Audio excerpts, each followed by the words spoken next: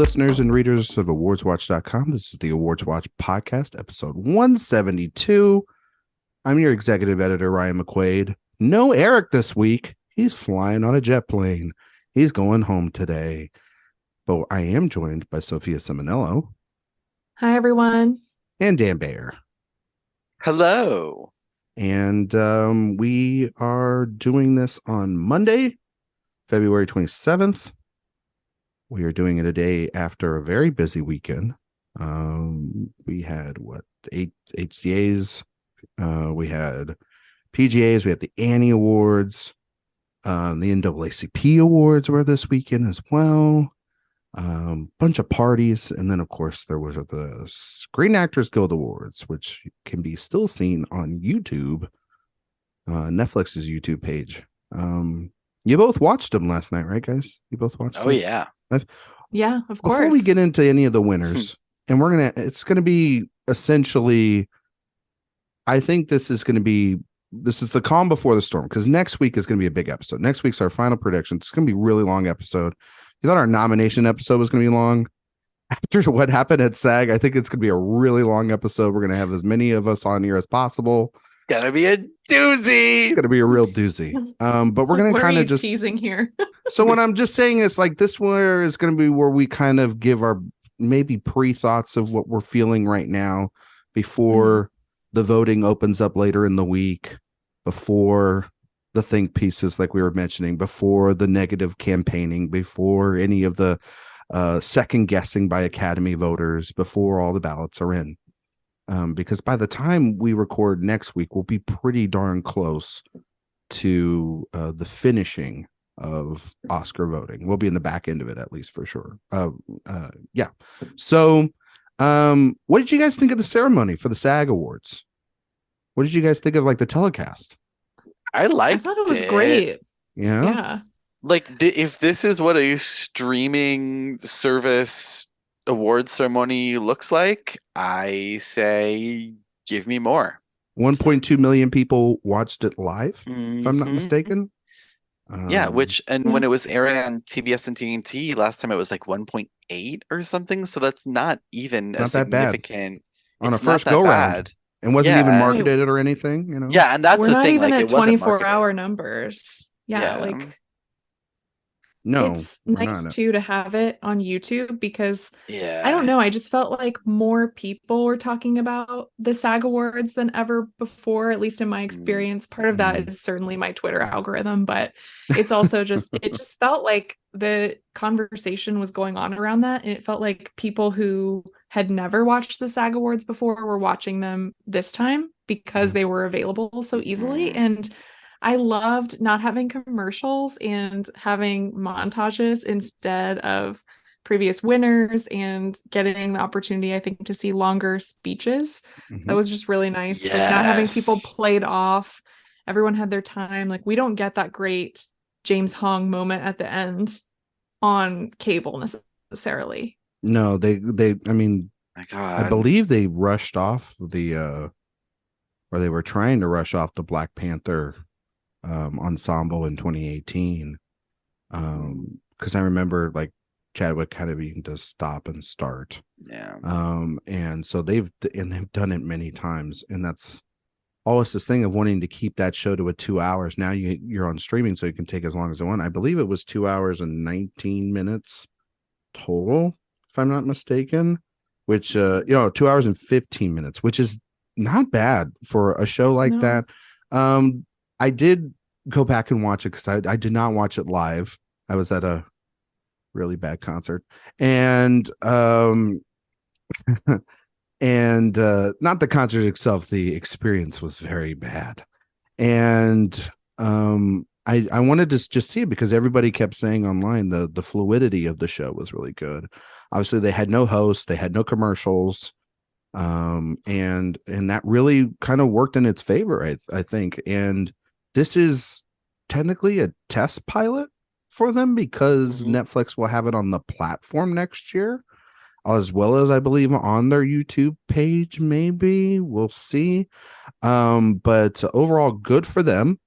And for all the people out there that thought that they would try to skew the votes their way, they didn't walk away with a single award all night. So everybody can just take those anecdotes and throw them out the window because no, Netflix walked away with one award. What did it win? Jason Bateman. Oh, that's Jason right. Bateman. It did win For Bateman. Ozark. I forgot about that. I forgot about that. Of all the ones to win for Jason Bateman, but no, but nothing on the Wish it film was Laura. side. Nothing on the film side. Which I think we'll get to that here in a second. Because the weekend was I mentioned there was a ton of other things that happened. So the Annie Awards were this weekend. Essentially locked up what best animated feature is going to be. It's the only sweeper we've had this year of probably any of these categories. It's going to be the easiest category for us to talk about next week, which is Guillermo del Toro's Pinocchio, winning best film there. Obviously, they do best film and then best film independent. So they do best animated feature independent. Marcel the Shell won the animated feature independent, and Guillermo del Toro's Pinocchio won animated feature. The Boy, the Mole, the Fox, and the Horse won animated short. So maybe that's a tip to the cap as to where you can pick animated short next week. No surprise there, really, right? For Del Toro's Pinocchio, just one of the best review films of the year. Kind of a slam dunk at this point. It's going to be Netflix's first win in the category, right? Yeah. The it's first a good time win for them too. Great win. Definitely. I know I've said a lot this year about it, and I'm very happy about that. And also, it's beautiful film. I remember being there that night for AFI with Eric, and we just it was a big surprise too. It was surprising how it's dominant. It is the one thing that's dominated this year. So very excited about that. The Producers Guild of America. All right, Dan was on last week. We talked about BAFTAs, and we were sitting in this world where we were all figuring out what's going to happen. Because I think for context of this week, we have to remember what happened last week, because I feel like that context is being lost within a lot of excitement, obviously, and recent awards that were handed out last night, which was like All Quiet on the Western Front had a ton of momentum. It won 7 BAFTAs, and The Banshees of Inisherin had won 4 BAFTAs, and Everything Everywhere All at Once only won editing. And it was a very, very bleak day for that film, coming off of a DGA win. But preferential ballot came in, and Everything Everywhere All at Once was the winner. It won right after Tom Cruise gave like a 20-minute speech for essentially his career. And it put to bed the Top Gun Maverick folks, I believe. And if you haven't seen Eric's tweet, you really should go online and check it out. It's one of the best things he's done in a long, long time. But I'm curious for the two of you, and I mean, obviously this is going to go into our predictions next week for picture, but it seems like it's locked up, right? But are the differences enough between the films nominated at PGA and at the Oscars and BAFTA and what happened there? Is that enough to cast any doubt, maybe a little lingering doubt, over the fact that it might still win on a preferential ballot when you have like movie? Because it was PGA was big time with blockbusters and spectacles, and movies that were replaced tend to lean into more of the films that people would also maybe compete on a preferential ballot with, Everything Everywhere All at Once or Banshees, or because that includes All Quiet on the Western Front. So what do you guys think? Were you overthinking it? Yeah. I mean, the one thing I learned last night watching SAG also, just to jump in there for a second, is that people love Everything Everywhere All at Once. The admiration and love for that film was, and you couldn't miss it. And I've been a doubter of Everything Everywhere All at Once, and whether the industry would respond to it, whether Same. older voters, As much XYZ, as I all of these loved it. groups would respond. I think But we were all PGA, positive on the film, right? Yeah, You but know? Yeah, it's my PGA proved like my greatest doubt, which was, can it win on a preferential ballot? Yeah. And it did. And I feel like for me, I don't think we can ignore BAFTA totally, because, you know, winning one award there, like that says something. But I also think that the Brits love World War One, and they will always go for a war movie, and they went for All Quiet in a big way. And that to me was a little bit surprising in the way that they went for it in Best Film and Best Director. But I think that winning PGA, DGA, SAG, that is just an undeniable combination. And I hear you on the, you know, if movies are left out of those groups, right? Like, does that cast any doubt? And I think that's fair. But for me, it's just there's no other film that really comes close to that amount of support to challenge it. You have to That's bring the it. kicker. The only There's reason, not a there's not a single number two. It's maybe it's All Quiet. Well, maybe it's Fabelmans. Well, maybe it's Top Gun Maverick. maybe it's Banshees. Maybe it's Banshees. Yeah. You know, but unless there is a solid number two for everyone who's not voting for Everything Everywhere to go to, then we got to go with what's been winning. And what's been winning, and the only place it has lost so far really has been BAFTA, then stick with it. True. And the only reason I bring up BAFTA is because of something I was talking with Eric offline. I think I was talking to you, Sophia, about it. And Dan, you can chime in here and see if I'm if this is exactly where we're at. We are at, I think, finally an impasse that will be a great case study of where actually the Academy is at. Who holds the power in these final votes? Who holds the power in the Academy? Is it the young actor-dominated SAG, the biggest branch of the Academy, or is it this new block of international voters that have come in and have changed races left and right over the last couple of years on a small enough scale to tip the scales in other films' favors and whatnot, or solidified wins for films to put them over the top? And I think you cannot ignore the crossover effect that BAFTA had, and you cannot ignore the fact that while this movie is very loved here, it's very loved from what it feels like an American standpoint. It's very much the American film this year. And the international voters, whether they're whatever, I think we can all agree that the second film that was going to win, if it wasn't Best Film, was going to be The Banshees of Inisherin. And because it wasn't by Are their... we talking about BAFTA or Oscars now? BAFTA. Sorry. We're talking about BAFTA.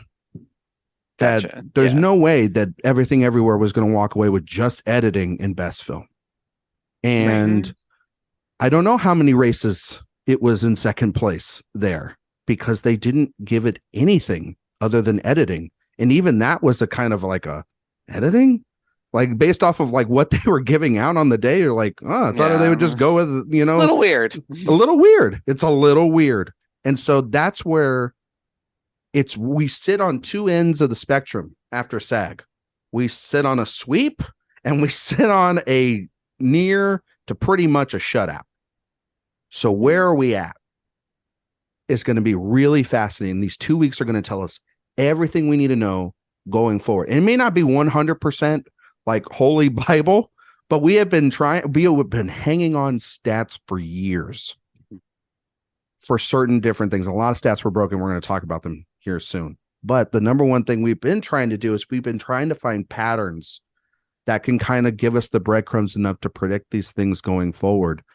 And I think that this is the kind of perfect impasse that we need to finally solidify what this academy is. And either that is change that needs to come or whatnot. I don't even think that that's the equivalency that I would go for between the sort of young actor dominated stuff and the international block. If anything, I feel like those two blocks have more similar voting preferences than the formerly dominant in AMPAS elder white male who are all freaking the fuck out about everything everywhere all at once, winning, as you have seen by the glorious meltdowns in certain corners of the internet. Well, I think we've seen the meltdowns from those critics. We haven't seen that from actual voters, correct? True, or but critics with heavy air quotes. Yeah, with a lot of salt. You know what I mean? Like, you know. So. And like, but I'll just say this: well said, well said. Well, that's inside scoop right there, is what you're saying. Mm-hmm. He did say. Mm-hmm. Anyway, no, I think that you're right, Dan, because the average Academy voter is still a middle-aged white man, right? Although he's gotten younger. He's getting really younger. He's Benjamin a little Button, cooler. You know? Yeah. He's aging backwards. Mm-hmm. But that is the thing is that as the years have gone on, more and more Academy members have come in, but the international voters too have risen as well. And the international voters tend, sadly, a lot of the times they tend to lean to more films of, not people of color. I'm just going to say it. They tend to do that. I feel that people from the Brits are a perfect example of this. They're notorious for not. They're the same organization that doesn't have a Denzel Washington nomination. So we're not going to. Sure, but when we're talking about the international cohort that's been added to the Academy in recent years, that hasn't been British people. Yeah, but I'm also talking about the fact that 90s, a lot of these, the Palakowskis, the fact that. But then you also have your Bong Joon-ho's. Yes, you have your balance. You have your balance out. And like hell, your Tiffany Haddishes. No, that have been invited to join the Academy. Yes, I agree. So what kind of movie did they like this year? What's going to be on top of their ballots? But really, in the end, Everything Everywhere All at Once has shown us time and time again that in America, at least, it wins. True. It wins. It hasn't won all the guilds. No. But that doesn't necessarily correlate to Best Picture. Yeah. WGA. It's probably going to win WGA too. It's probably going to win. Its biggest competition is ineligible. Yes. Mm-hmm. And so, which also, I don't even know if I can count WGA anymore. I mean, these are the same people that gave Don't Look Up its award last year. And then it went to my audio's cutting out. I can't hear you totally. It's not. I'm just saying with there's an asteroid that's coming to kill us, Sophia. And so I think that WGA is always like, if you're eligible, great, but it doesn't really always 100% help. You know what I mean? Like I'm much more curious with WGA for adapted and how that plays out, because I need to see like if Women Talking somehow doesn't win there, then I'm definitely picking All Quiet. Like it's one of those things where I'm certainly looking more towards adapted. Those aren't announced till the 5th. I know. It's so after late. voting. It won't even really matter. You know what I mean? Well, it'll give us an idea of where the writers. It might. I mean, it'll be where the writers are leading, but we won't know where everyone else has, and it won't have enough of an impact. It won't impact the vote, essentially. Like SAG and DGA and BAFTA and all these other awards that have come before that, those will affect this more than WGA, which, Yeah. I mean, what were they thinking? Come on. I know. All this stuff should be just, I'm just going to put this out there. I'm going to just say this. We should have already had this award season already done. This past weekend would have just been great to have the Oscars. We could have just had it all done. It would have been great. Okay. We shouldn't Parasite won on February 9th. It was glorious.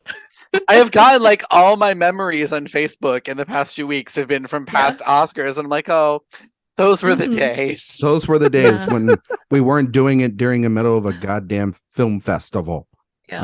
Oh my God. A quick note on international voters. One thing that made me really think about Everything Everywhere All at Once, like appealing to this group, was last night during the ensemble speech, where it was sort of this moment of where you got to see like people from like different, like it was a multi-generational group of some people who immigrated to America and got their start here.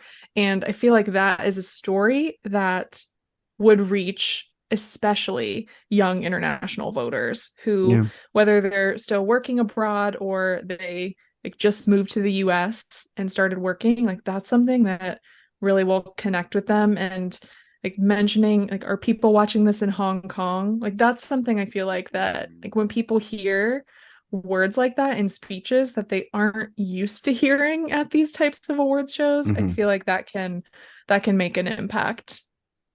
I mean,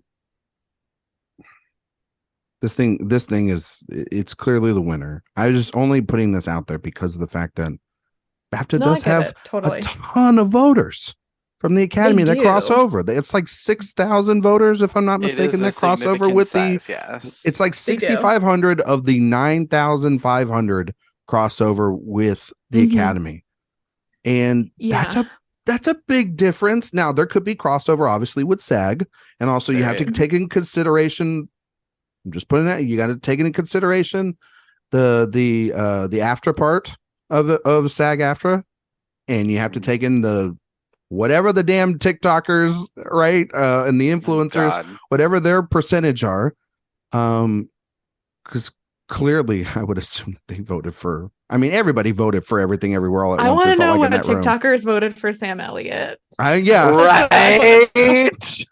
Well, this is the same group that nominated Yellowstone last year for Best Drama Ensemble. So it's not like that was too surprising. But it was also just like a bad choice. But anyway, I think Ryan, with BAFTA, the thing I keep thinking about is like I'm thinking about BAFTA more so in individual races. That's what I'm thinking. Where I think I'm not but acting, we might need to think about how that could come into play. Yeah. Well, I think it's the thing of, I think we can firmly say this, but I just have to ask it because, this is the show. We just do this. We throw out all the stuff. Is that I think Everything Everywhere All at Once, it's a pretty safe bet. Pretty safe for Best Picture. You know what I mean? You can say director too and Ki Kwan. So like, I think that those are the three it walks in on Oscar night with. Now comes the real fun part, is trying to figure out how many more, if any more, it goes with it, because we've seen the pattern over the last couple of years that it's like 3 or 4 Oscars. That's your total. That's it. These are films we're talking about, like Moonlight. We're talking about Parasite. We're talking about Spotlight. We're talking about Shape of Water. We're talking about films that also had tons of nominations and still only pulled out a small haul of Oscars. You know what I mean? As it compared to the past when we had 11 and 9 and 13 and you know what I mean? And the last time we had 6 was The Hurt Locker at the beginning of this era. And then the next one was 2011 with The Artist at 5. And so the question becomes, because let's get into it. We've got some races that are pretty tight, especially after these SAG nominees, because there's Best Supporting Actress, which we're going to talk about probably next week and this week for 900 damn hours. Delightful. It is absolutely insane, this category. I love SAG for just throwing the chaos grenade right into this award season. It was beautiful. I mean, this because it was really looking for a while there like this was going to be a Angela boring fucking season throughout all the acting categories, and like, okay, there's kind of a battle between Michelle and Kate in lead, and there's like, you know, kind of a battle between a few guys in lead actor, kind of a battle in supporting actress, and now it's like I don't know. It's great. The only acting category I'm confident in is supporting actor. And that's exciting. Like, I love that we actually have things to talk about and races to be excited for, as opposed to us like making up ways that we could make it interesting in these acting races. Yes. It actually is. So supporting actress. Yeah. Wow. Wow. I mean, so the run of the gambit in this category has been fascinating. Because at the beginning, long time ago, in a galaxy far, far away, this category was Michelle Williams to lose. Remember that? Yes. Now we're sitting in a world where it could be, I think it could be 4 actresses, honestly, in this category. There's only one I think that's not going to win this Oscar. There's 4. Yeah, I do. No, I do. I think 3 at the 4. most. I'm thinking 4. I'm down to 2. Who's the 4th? Who's the 4th, Ryan? I do, because of the power of the film and because of the fact that it's so strong, especially with the acting branch. I do think that Hong Chau is at 5, and I think Stephanie Hsu could be a surprise winner just based off of the strength of the fact that they love this movie so much. If they give Michelle and Key the win, who's in a lot of the pivotal moments for Michelle in the film? It's the movie about a mother and a daughter. I mean, yeah, but she had the opportunity to win. I understand that last night, and she did. She didn't. But so she was. Why? I'm just saying, is that also too? She has never won an award this season at a major awards show in this category. Neither had Jamie Lee Curtis until last night. Well, exactly. But Jamie Lee Curtis did win one last night. Look, it'd be great if she could Marcia Gay Harden. Marcia Gay Harden has been the only Marcia Gay Harden. No, that's why but she's still like number 4 for me, Dan. I'm just saying. But I don't think if she wins, I would not be surprised at all about that. No, I wouldn't be. I mean, I wouldn't from a quality of performance perspective. No, I wouldn't because like if there's a supporting actress from Everything Everywhere All at Once who should win awards, it's her. It is Stephanie Hsu. But the way that the season has gone, I would be shocked. But based off of the performance, I wouldn't be surprised. I honestly, I wouldn't. I would not be surprised at all. I would be more shocked that she did not win anything before the Oscar than with her winning the Oscar. Honestly, I still thought she was going to win. I still thought she was going to win like Critics' Choice. That's one I always thought she could have won, and then she didn't. But I mean, then you have like Angela Bassett, obviously, who is still there. There's still a narrative for her. She's a legend in this industry. She received a ton of awards. Outside of SAG, she received a ton of tributes and awards. She was at PGA presenting Black Panther this past weekend too. She's been everywhere. There's the Carrie Condon of it all, which if you believe that now Everything Everywhere All at Once is winning screenplay, which there, in my opinion, there's not a lot of evidence to support that claim just yet. But there's that lone, hey, we can go to Carrie Condon for supporting actress, and there's Banshee's one win on the night. And she actually has an industry win to back up a win she has here. The BAFTA, you know unlike Ms. Bassett, or should I say Queen Bassett? Yeah, it'd be nice to her. But and then there's Jamie Lee Curtis, who I don't think anyone out of nowhere would have predicted that. I mean, we were all sitting there going at Golden Globes that it would be Jamie Lee Curtis. Yeah, and then that SAG would be Angela Bassett. And it's completely flipped. You know, I love this season, just upending expectations. I like the craziness of it. I love it. I can't help it. But no, like it was something, and I never really took the Jamie Lee Curtis campaign seriously for a win until she won at SAG and gave that speech, and you realize that all three of them, her, Key, Michelle, have been working in Hollywood for a long time. And how nice is it to see them rewarded? And I was like, oh, that makes a lot of sense. Like if you're going for a package deal, it makes sense. And it made sense last night that Brendan Fraser went along with them, because that's part of that whole narrative of, you have been so great for so long, but we have not had the chance to honor you like we should have. And now we correct that. It's a narrative. SAG loves a narrative too. They really do.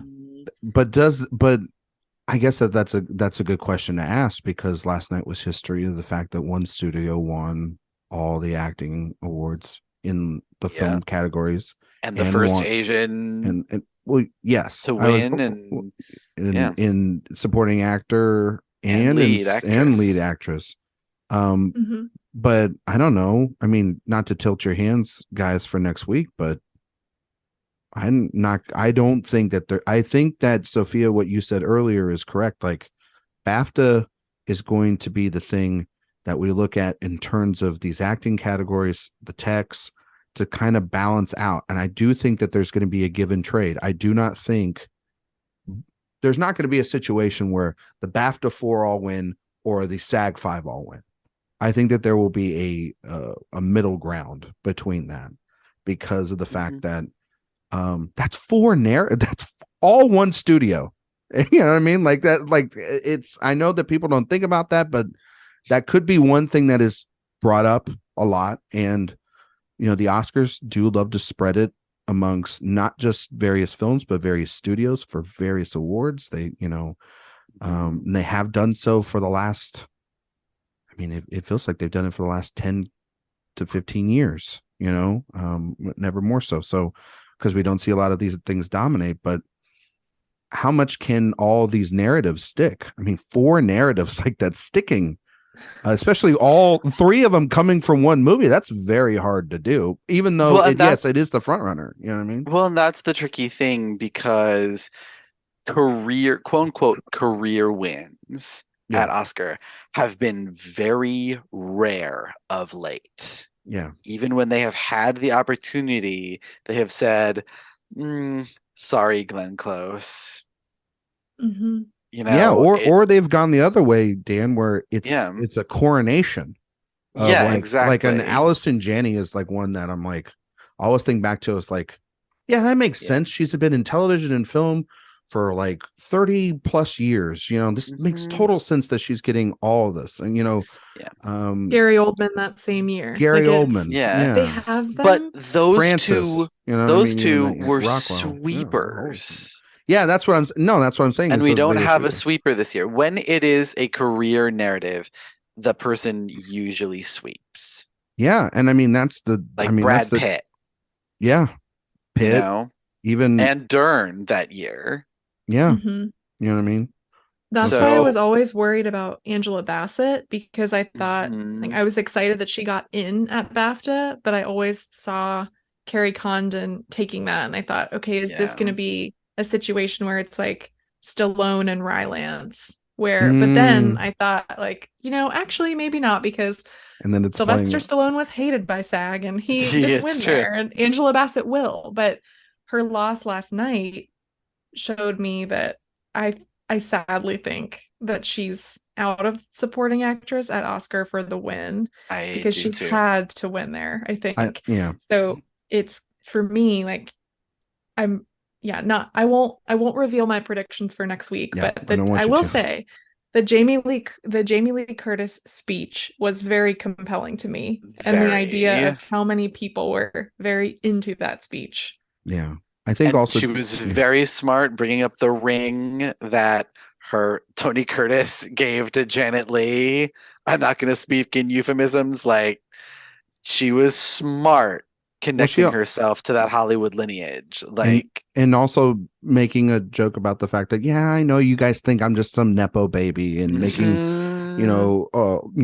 kind of a light of that a little bit, but then also being like, but I've worked in this, I'm 64 years old and I've worked in this industry for 40 years. You know what I mean?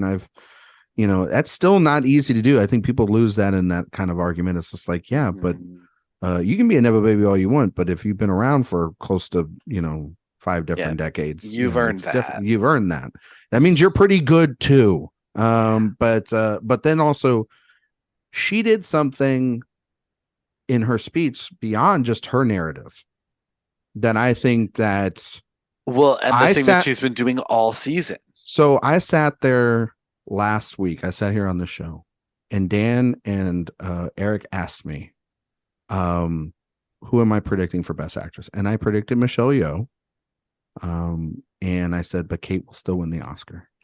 And then I saw Jamie Lee Curtis' speech, and I said, I have 2 weeks to assess what that because when you do stuff like that, I'm telling you, when you do stuff like that, it reminds me of like doing the I love you hand symbols last year during CODA. It's something the voters can remember going into the booth.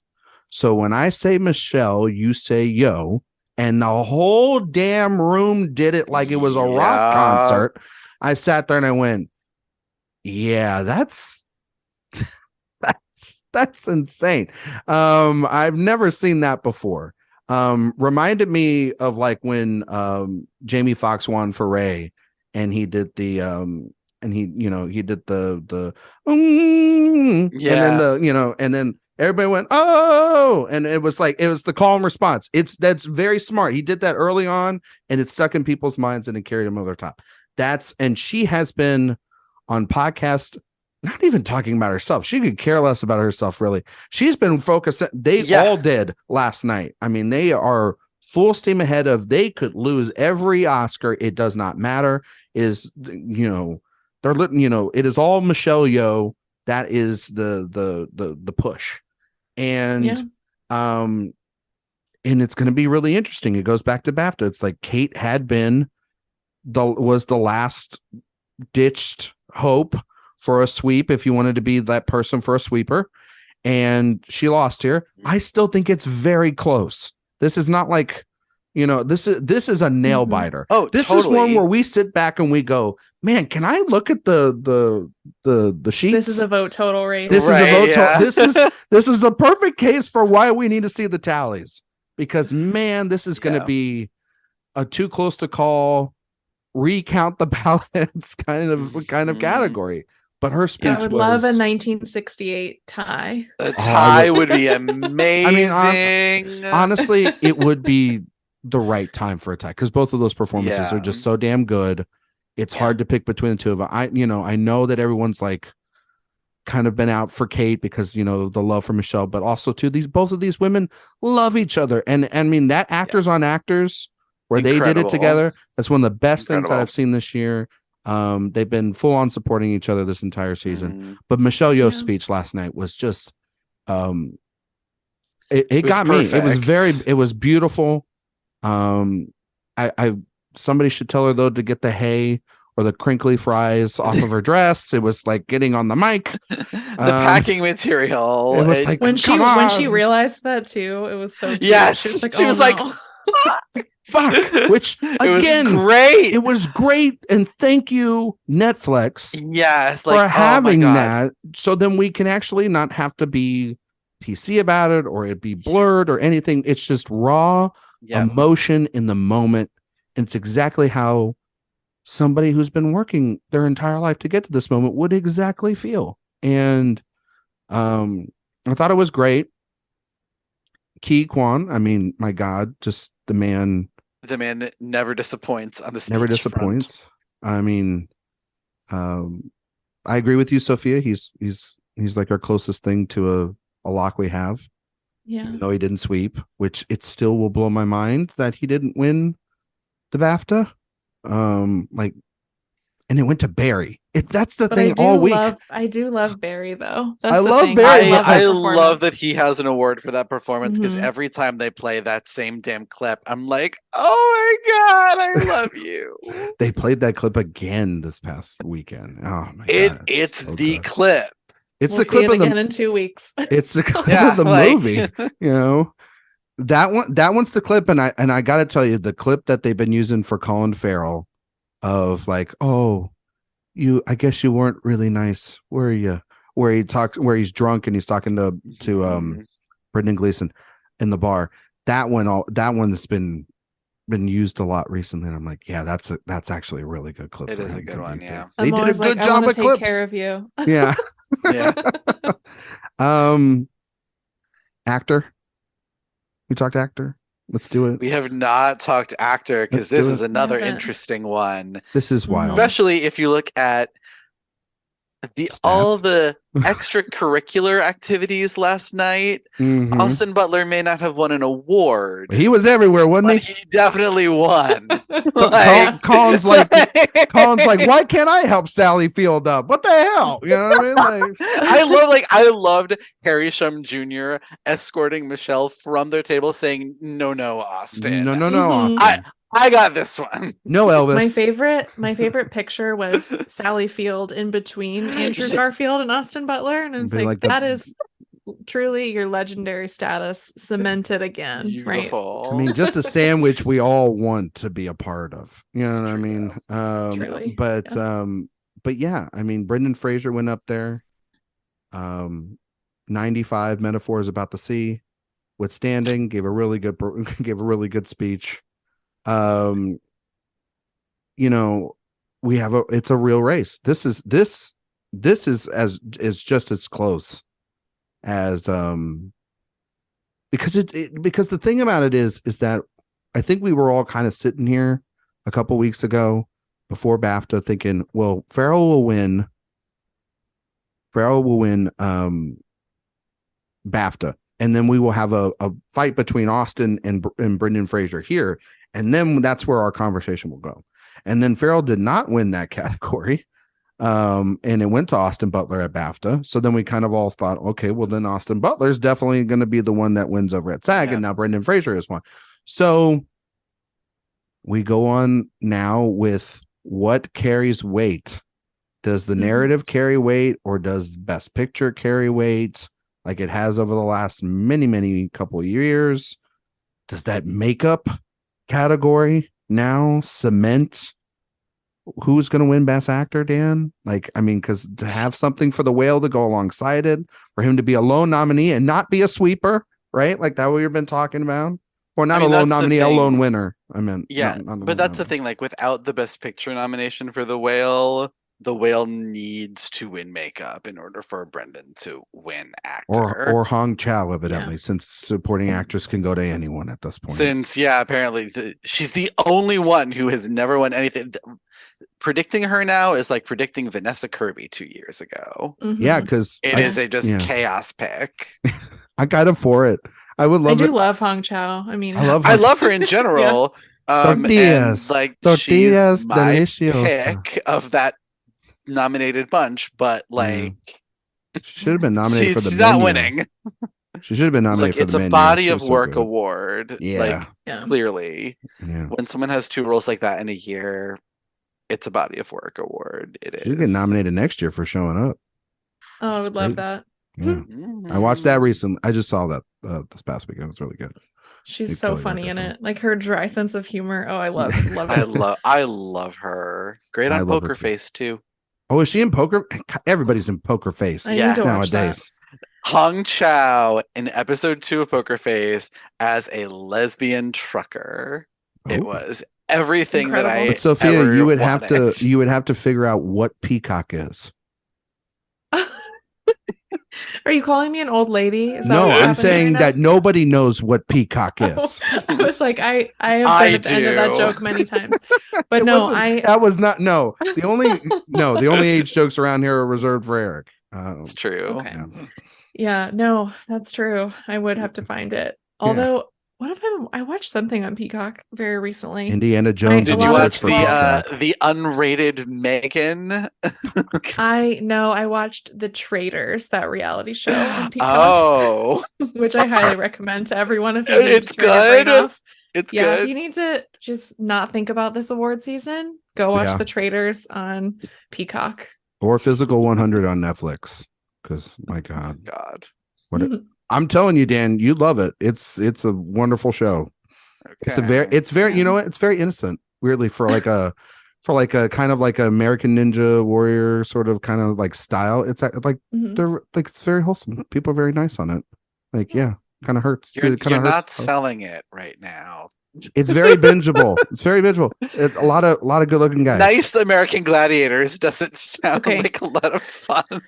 Speaking of nice good looking guys, best actor. Yes, Brendan and Austin and I'm so curious. I'm so curious about this race now because it's one where like I had Brendan predicted for SAG. Like The Whale just feels like a very actor friendly, SAG friendly movie, and that performance, his narrative, like everything about Brendan, like he just seems like a very nice, genuine, earnest person who it's pretty easy to vote for. And I feel like I just sort of expected that. And I don't know, like Austin winning the BAFTA, that just shows so it just weird. Throws a wrench in things because I'm like, does that, show the strength of him? Does it show that they love Elvis? Does it show that they just, I don't know. So it's one I'll definitely, we'll come back to when we do predictions next week, but it's definitely turned into a race for sure. Yeah. But I like the spreading of the wealth throughout the season. Yeah. I will say that about these categories, even though SAG was dominated for clearly one side and one film in particular, the overall season has been sporadic. And that's something I think too that will ultimately happen at the Oscars, is that we will see a spreading of the wealth. Now we could also see history. We got a lot of history on the table. We could see, obviously the second woman of color to win Best Actress. We could see the biggest haul since The Hurt Locker. We could see the biggest haul since, after that, the biggest haul would probably be what, Lord of the Rings? Right? That's like the biggest ever, right? Or it's one how many of them. Did how many really up there? How many No Country win? No Country had picture, director, screenplay, 5? Supporting. Was it 5? I think editing? It was 5. Yeah. No, I'm just I'm just trying to, because now we're at a point where it is competitive in every category if you have that kind of support. That is a straight down the ballot kind of film, it feels like. It has been a long time since we've had a sweeper. And I think for a lot of us, it's for me, it's a little jarring because we just haven't seen it in a long time. It's weird, we've had so many films, so many great films. I don't want to understate. We've had so many great films that have been nominated for dozens of awards, dozens of Oscars.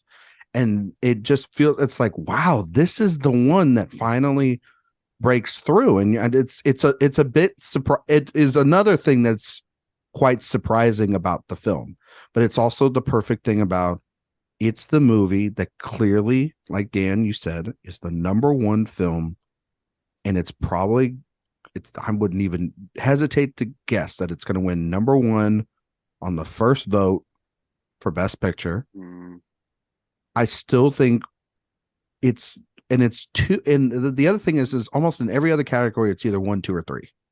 For every other award, it's 1, 2, or 3. Because even like you think about original song, that is like the way that like we all thought, oh well, maybe it's Rihanna. Well, the way Black Panther's been doing this season, it's not been great. Top Gun Maverick isn't a thing, it seems like, anymore. And Gaga recently won one. Not to, that's the only nomination for RRR.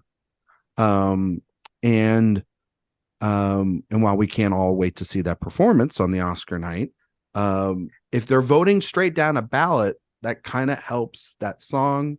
But then there's also the Diane Warren of it all sitting right there too. I mean, if you want to say that, there's the David Byrne of it all for hell yeah. Everything Everywhere. Yeah, hell yeah. Let's do it. Let's do it. If we're gonna have a sweep, let David Byrne have another Oscar. It's okay. And we can say it's for American Utopia and this. We can put it both on the Oscar and it'll be fine. And it'll make up for 2020 in that movie getting shafted. But yeah, I mean, I think too, the wink last week when Everything Everywhere All at Once won contemporary costumes from the Costume Guild over Avatar. I mean, it's its only win at BAFTA was editing. Kurata in those costumes. Yeah. It really is. I think it's a case where, last year, like thinking about The Power of the Dog, I looked at that list recently as I was thinking about all of this and said, The Power of the Dog was probably the runner-up in so many categories. Like you could think maybe actor for Cumberbatch, like all of these different places, score, cinematography, but it didn't have clearly like the passion to win the big ones, whereas Everything Everywhere does. So then how does that then factor in down the ballot when it might be close in those races is really interesting. I don't know. Yeah. No, it's wild. It's a wild season. Do you guys have we haven't mentioned, I mean, obviously SAG Ensemble, Everything Everywhere All at Once. Best speech of the night for me though was here. I started crying when Michelle won lead actress, and then when Brendan won lead actor, I cried again. And then when I realized that what they were going to do, that they were leading up to dedicating the whole award to James Hong, my face was just wet. It was very, very wet. I will say, shame on you, SAG. Mark Wahlberg, really? Women are talking. They are talking. Not get me started. I've heard things. Oh, can't. Well, just based off of his past, go look it up. Google Mark Wahlberg hate crimes. And then we're not just talking about his films. Certainly a choice. But can't take away from the moment. James Hong, I mean, he's a legend. 94 years old, still, I mean, still can command a room. Hilarious, heartfelt. I mean, like he mentioned, this is a guy that he was in movies with John Wayne, and he was in Chinatown, and he played at the time a very stereotypical role in a movie like that. You know what I mean? For Asian actors. And SAG has done a great job with this ensemble award over the last I want to say about close to 10 years. It's felt like where as each year has gone on, we've had so many memorable moments. The Hidden Figures moments was great. I think of obviously the Black Panther win because of what that means now after Chadwick's passing. Parasite, Coda last year, and what it means for representation. But then tonight I think might be one of the best, if not the best, or last night's, because I mean you had this cast, but and the going back to what you were saying, Sophia, the level of respect that cast has for one another, but especially for this 94-year-old veteran that is never going to have a moment like this ever again to be able to shine. And he's not going to get he's not nominated. He hadn't got nominated for pretty much anything this entire season. And this was his moment to have something. And I just thought it was beautiful. And it ended a great night. And it's kind of, and I mean, everybody was just, it felt like a great note to end on. So,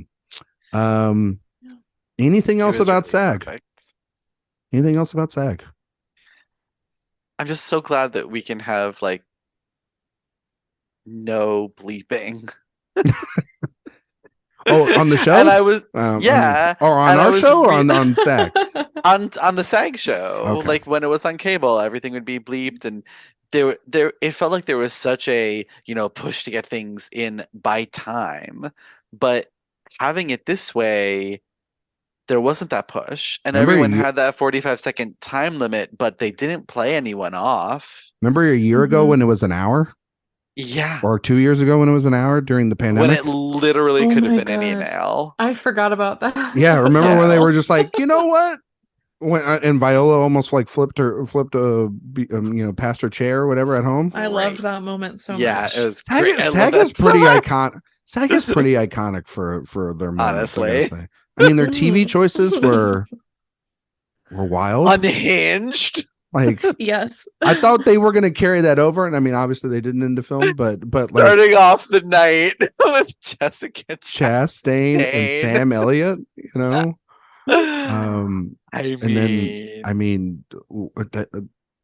Abbott wild. winning, Gene Smart winning, Jeremy Allen White winning, drama Bateman. Poor Bob Odenkirk. I have to say it again. What does that man have to do? What does he have to do? Oh my God. I swear, if he and Ray Seahorn don't win Emmys next year, I'm going to have words. Well, you're gonna for the Television Academy. You're most likely gonna have words because they're probably not gonna win because it's the last year of Succession. We're gonna live in the. I have words. The good world right now, where maybe that does happen. It's the last year of Succession, and The Last of Us exists, and he ain't winning. Like, shut up. I'm just saying the truth. I don't want to break your heart. I give you the news now so then it doesn't hurt you as much. Well, it probably still hurts you. Ryan, you shut up. Who won actress in the drama? Jennifer Coolidge. Oh, that's right. They moved that into drama. That's right. Yeah. I know. Which she has now run the table. Yes. She's won everything she can win. So Emmys. She does not need another Emmy. You know who needs their first? Ray Seahorn. But she's not going to be in lead. Shut up.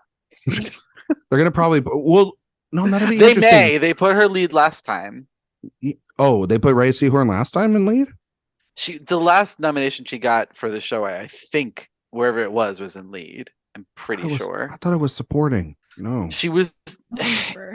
I think she was supporting. No, I was talking about Coolidge. Or she was lead and then they flipped. I don't know. I was talking about Coolidge. Yeah. I was wondering if they're going to move her to lead because in last season she was supporting in the first season of White Lotus, but she's clearly the lead. Yeah. Mm-hmm. So I'm just kind of curious if they are going to move her there. And then, I mean, you'll have like the Game of Thrones. Actually it would be House a lot easier of the Dragon, please. Yeah, that's what it is. House of Dragon. Honestly, not Game of Thrones anymore. Well, it's the same thing. I mean, it is, but also in a sense. Yeah. Honestly, she'd probably have an easier path to win an Emmy if she was in lead than she would be in supporting actress. To be fair, but yeah, and then White Lotus won ensemble. So that was, I don't know why they don't do an ensemble award for limited series. Why don't they do that? They do for actor and actress, but they don't do. Because Ryan, it's limited. There's not enough time for an ensemble and we have enough to give Sam Elliott. We can give some other people some awards. No. I really don't know why. Yeah. Although I enjoyed them up is weird. Yeah. I have to say I enjoyed the White Lotus winning because for me it was like, oh, who are all these people in this room sitting at these tables that I don't recognize? And every single one of them was from the White Lotus. Who are all these hot people? Who are all these hot seat fillers? Literally, I'm like, who's that guy with the hair and the mustache? And who is that in that dress? And I love Haley Lee Richardson, but why is she here? And then White Lotus. Literally everyone I had a question about was the White Lotus. I was like, oh, okay. I actually have one question for you guys, and then we can wrap it up and we can get it out of here. It was a pretty quick episode this week because next week's going to be a monster. So I saw somebody online. I don't know who it was, so I apologize. I'm stealing somebody's thought, but it was also somebody that brought this up to me last night, and then Sophia jokingly brought this up to me today. So Dan, I kind of want to run it through you, and then Sophia, I want to see what you have to really think about jokingly. It's about Best Actor, and it's about something that we haven't had happen in a long time. And it's about the power of everything everywhere all at once. Well, no, of the dog would be. I mean, what movie? Dan, if Ki Kwan had been campaigned in lead actor instead of supporting actor, would we have our first Big Five winner since Silence of the Lambs? Don't think about category fraud. Don't think about all the. That's tough. I was like, oh yes, I did bring this up earlier. Yeah. Okay. I did bring up this violence. That was me. Yes. Oh my God. I mean, to be fair, you could kind of make an argument in the film, but not. I'm not saying that. We're not getting into that. He is absolutely the male lead of the film. Yeah. Whether or not that character is a lead, period, is up for, I mean, you know what? Fine. He's as much of a lead. Fine. He's as much of a lead as Michelle Williams is in The Fabelmans. Let's put it that way. That's fair. That's fair. I'll give you that. Points. So okay. So going.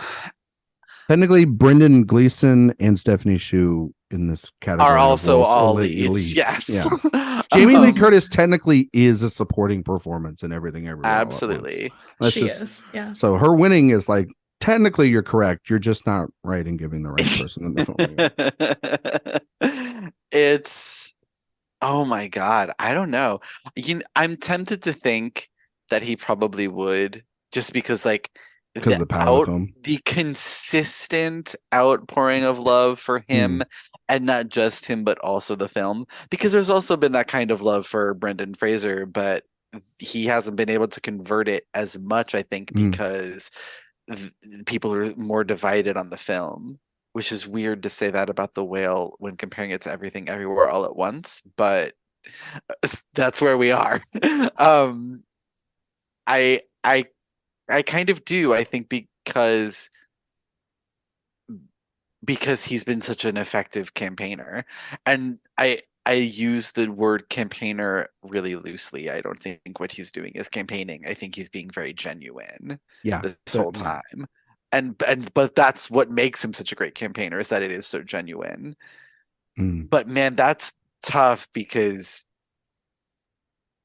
it's a very tough category. I think a very interesting question to ask is, if he was campaign lead, would this movie have increased its nomination total by 1 and gotten James Hong a nomination in supporting actor? Very fair. I'll also, since Sophia really brought this violence upon us, I'll ask you a question. If Ki had been put in lead and he got in, who does he kick out of this 5?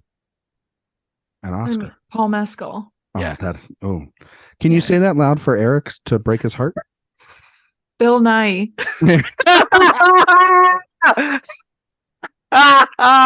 Lone screenplay nominee living? Oh my God.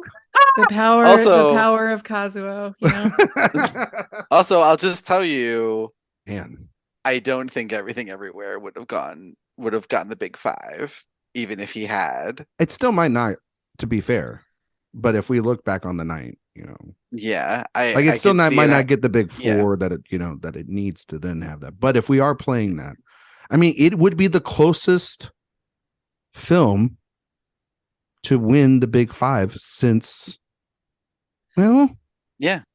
Well, and with Silence of the Lambs, you could make a case that Anthony Hopkins should have been in supporting. He was absolutely supporting. I will not let that stand in a court of law. He's perfectly absolutely supporting. I think the thing about it, that his performance is so stretched throughout the film, and it's like weird. I know this is going to sound weird, so just they're not the same performance or whatever, but it's like Mahershala Ali's character in Moonlight. It carries a weight, and you just feel the presence throughout the rest of that film alongside of it too. You can't stop thinking about that character. So you're saying Mahershala Ali was the lead in Moonlight? No, what I'm he is literally only in a third of that movie, as opposed to like Hopkins being, yes, he's in a third of that movie or whatever, or not even a third of that movie, but he's spread out throughout the entire film. You see him in the first, second, and third act. You know what I mean? And what's your opinion on Louise Fletcher's category placement for One Flew Over the Cuckoo's Nest? We really have lost a lot of time here on the show, folks. So with that, answer the question, Ryan McQuade. Dan Bayer, where can we find you in all your work? I will answer that question when you answer my question. She's where she belongs. So oh, I don't know. I know I'm inconsistent, damn it. All right. Just saying. We're all inconsistent. All right. I'm just saying. No, that's fair. Dan, where can we find all your work? You can find me on Twitter at Dance and Dan on Film, on Letterboxd and Post at Dance and Dan. And you can find my actual work. You can find my review of Cocaine Bear on AwardsWatch, as well as an upcoming interview with the prosthetics designer from The Whale, which was fascinating. Can't wait for that. We've got Dan's got an interview coming up this week. We've got a very special interview coming up this week as well on the website. I will not say who and what that interview is, but I can tell you I've read it and it is absolutely magnificent, and it's going to be one you're all going to want to read. And there will be an audio component that comes out there as well. It won't be on the podcast, but it will be its own separate thing. Sophia, where can we find you and all your work? I'm really excited to check out all these interviews. That's so exciting. You can find me on Twitter at Sophia_Sim, and you can find my podcast, Oscar Wilde. We release episodes every Friday. We have our contender series going right now, where we have broken down every single category in the nominees. So it's always somewhat of a Herculean task, but it was very fun to get to do that. And we are on Twitter and Instagram at Oscar Wilde Pod and wherever you find your podcasts. And I have reviews and interviews on AwardsWatch as well. And because we brought up One Flew Over the Cuckoo's Nest, I have to share that I don't think this was a Great Big Five winner, simply because we had, I think, my favorite Best Picture year ever.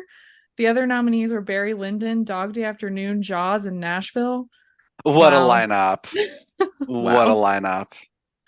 Doesn't get much better than that. That is one of those great years of cinema. Like, I think this year anything could have won and it would have been fine. Yeah. You can find me. I just lost train of thought. That's how sleep deprived I am. You can find me on Twitter and Instagram and Letterboxd at Ryan McQuade 77. You can find my work here. I don't have any interviews coming out, but I do have future film festival coverage coming out in a couple of weeks at South by Southwest. Big fun with Dan and Kevin. We'll all be down there. Bunch of other people as well. We'll all be watching the Oscars together. You can find that work at awardswatch.com. Film Speak In Session Film, the playlist, a bunch of places. Next week is it's the final countdown, folks. It's it. We're putting in our final predictions. We don't have a choice. There's no going back. You can't change them.